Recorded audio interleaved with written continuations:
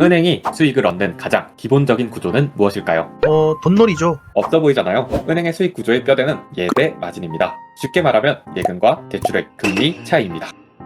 그러니까 낮은 금리로 예금자들에게 이자를 주고 비싼 이자로 대출을 해주는 것 맞죠? 정확합니다. 오늘은 그 대출 금리가 어떻게 결정되는지 알아보겠습니다.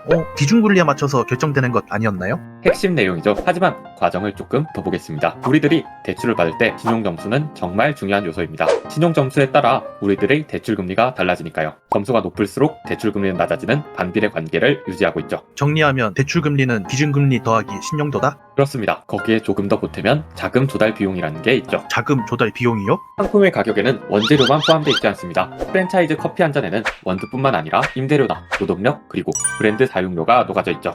은행의 금융상품 역시 마찬가지입니다. 말 그대로 자금을 조달하기 위한 비용이 필요한 거죠. 자, 그러면 기준금리 더하기 신용도 더하기 자금 조달 비용 맞죠? 자, 이론은 끝났으니 직관적인 거나 보러 가시죠. 대출금리의 기준 코픽스 금리를 봅시다. 코픽스 금리? 코픽스 금리는 은행연합회가 국내 8개 은행으로부터 자금 조달에 관련된 정보를 제공받아 산출하는 자금 조달 비용 지수입니다. 코픽스를 기준으로 은행들이 관리 비용과 기간 프리미엄을 더하고 신용점수에 따라 가상금리를 더하는 방식입니다. 가령 코픽스가 2.69%고 신한은행의 700점대 가상금리가 5%라면 대출금리는 대략 7.6%가 나오는 방식이죠.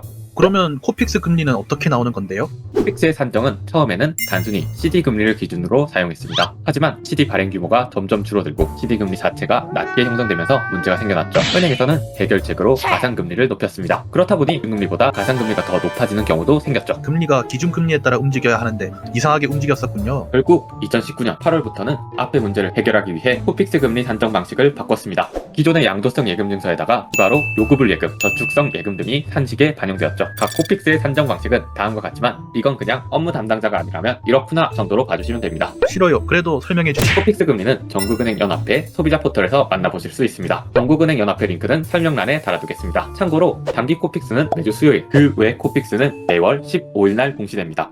기준금리가 2.5%까지 오른 8월 말을 기준으로 단기 코픽스는 2.76%, 신규 취급 기준 코픽스는 2.9%로서 2022년 1월의 코픽스가 1.69%임을 감안하면 엄청나게 오른 것을 알 수 있습니다. 그럼 마무리해 주시죠. Yes, sir.